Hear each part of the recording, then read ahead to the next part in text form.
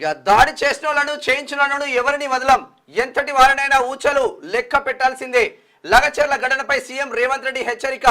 అధికారులపై దాడిని కేటీఆర్ బీఆర్ఎస్ సమర్థించడమేంది? రేపు మీ పైన ఇట్లా జరిగితే సమర్థిస్తారా?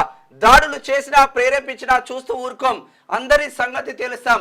కేసుల విచారణ నుంచి తప్పించుకునేందుకు ఢిల్లీలో కేటీఆర్ చక్కర్లు. బీఆర్ఎస్ బీజేపీ మధ్య చీకటి ఒప్పందం మరోసారి బట్టబయలు.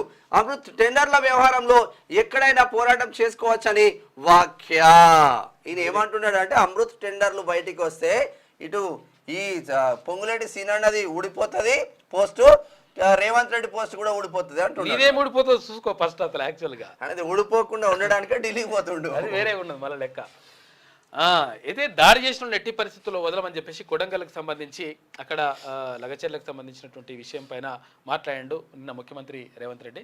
అయితే దీంతో పాటు అక్కడ కేటీ రామారావు నిజంగా కూడా తప్పించుకోవడానికి అక్కడికి వెళ్ళిండి అనేటువంటిది అందరికీ తెలిసిన విషయమే. ఇంకా దాంట్లో ఏం పెద్దగా ఏదో దాపరికం బీపరికం కూడా ఏం లేదు. ఎందుకంటే 15 రోజుల నుంచి అక్కడ గవర్నర్ గారిని రిక్వెస్ట్ చేస్తా ఉంటే కూడా గవర్నర్ గారు అనుమతి ఇస్తలేరు. అంటే దానిపైన ఏదో ఒకటి పైన నుంచి ఒత్తిడి. కేంద్ర మంత్రి ఖట్టర్ ని కలిసిన నెక్స్ట్ డేనే మన డిప్యూటీ సీఎం ఖట్టర్ కూడా కలిసిండు. మరి బట్టి విక్రమార్క కూడా కలిసి మరి ఏదో చూడాలి. వికారాబాద్ కలెక్టర్ అధికారులపై దాడికి పాల్పడ్డ వాళ్ళను అందుకు ప్రోత్సహించిన వాళ్ళను ఎట్టి పరిస్థితుల్లోనూ వదిలిపెట్టబోమని సీఎం రేవంత్ రెడ్డి హెచ్చరించారు. లగచర్ల ఘటన వెనుక ఎంతటి వారున్నా ఊచలు లెక్క పెట్టాల్సిందేనని ఆయన అన్నారు. దాడులను ఖండించాల్సింది పోయి దాడి చేసిన వాళ్ళనే బీఆర్ఎస్ నేతలు పరామర్శించడం ఏమిటని మండిపడ్డారు. ఇలాంటి ఘటనలు ఇలాంటి దాడులు బీఆర్ఎస్ నేతలపై జరిగితే కేటీఆర్ సమర్థిస్తారా అని ఆయన నిలదీశారు. అధికారులపై దాడులను బీఆర్ఎస్ ఎందుకు ఖండించడం లేదు? దాడి చేసిన వాళ్ళను ఎలా పరామర్శిస్తారు? దాడులను ప్రోత్సహించేందుకైనా మీ పరామర్శలు భూసేకరణ చేయాలనా వద్దా అనే దానిపై బీఆర్ఎస్ సహా ఎవరైనా అభిప్రాయం చెప్పొచ్చు.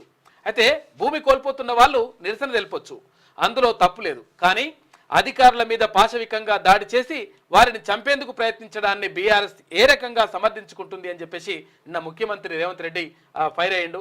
అయితే నిజంగా ఒకవేళ భూసేకరణకు వస్తే మాకు ఇష్టం ఉందయా ఇష్టం లేదని చెప్పేసి చెప్పుకోవచ్చు, దాంట్లో ప్రాబ్లం ఏం లేదు.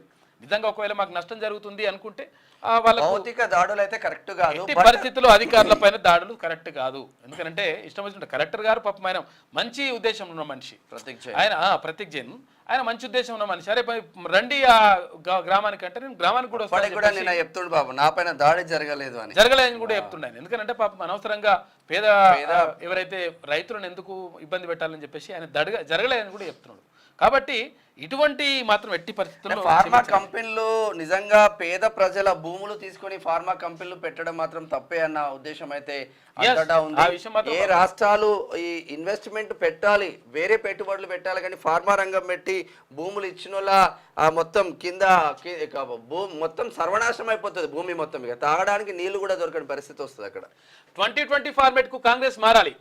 దేశంలో బీజేపీ హిట్ అవుట్ లేదా గెట్ అవుట్ పాలిటిక్స్ చేస్తుంది.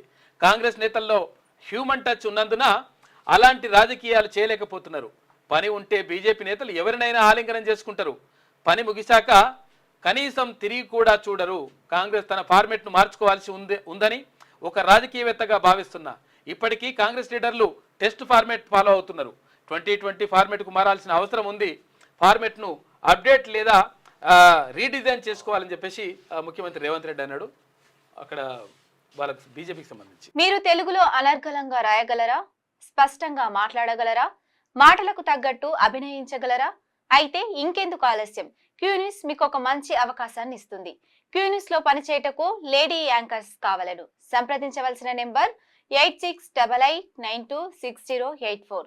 క్యూన్యూస్@gmail.com ను సంప్రదించండి. లైక్ చేయండి,